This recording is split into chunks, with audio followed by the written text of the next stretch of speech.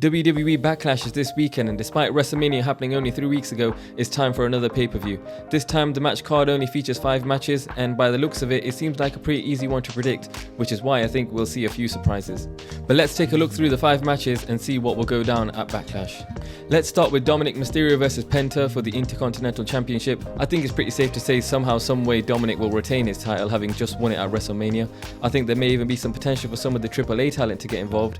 We already saw Vikingo and others at WrestleMania, and so it'll be interesting to see what role they might play here, if any. Of course, we'll see the Judgment Day get involved here, and it'll be interesting to see how the Dominic Mysterio and Finn Balor story continues. But at the end of the night, I still think Dominic Mysterio will be our Intercontinental Champion. Moving on to the 4-way for the US title between Jacob Fatu, LA Knight, Damian Priest and Drew McIntyre, and again I think Jacob Fatu will still be our US champion, having just won the title at WrestleMania, much like Dominic Mysterio. I think this will be a really good match, and it'll be interesting to see all the dynamics in play here. We already saw a little tease of Solo Sikoa and Jacob Fatu on SmackDown having some problems, and so it'll be interesting to see if that story progresses here. We could end up seeing some new members of the Bloodline show up, I don't know. I think Drew McIntyre will have a really good performance as usual, and I think this will be a really good match, but at the end of the night I think Jacob Fatu will still be US champ. Moving on to the Women's Intercontinental Championship match between Lyra Valkyria and Becky Lynch, and I think that the Becky Lynch Hulk Hogan memes shall continue as Becky Lynch will become new Intercontinental Champion. I think it's pretty clear and everyone knows that Becky Lynch is a level ahead of Lyra Valkyria at this time. I think for this story to continue we need to see Lyra chasing Becky instead of being champion. I also think Becky actually being Intercontinental Champion adds huge credibility to the title itself.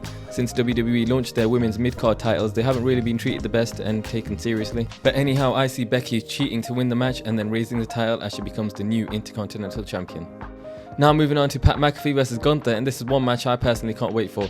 Is it too obvious to say that Gunther would just squash Pat McAfee like everyone expects in a matter of minutes? I don't know. I think Pat McAfee will get his offense in and there will be a few hope spots for him, but ultimately I think Gunther should win the match comfortably.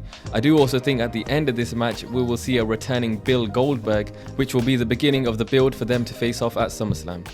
And now moving on to the main event between Randy Orton and John Cena for the WWE Championship, and we all know John Cena is retaining the title. It's just a case of how he does it and more importantly who gets involved.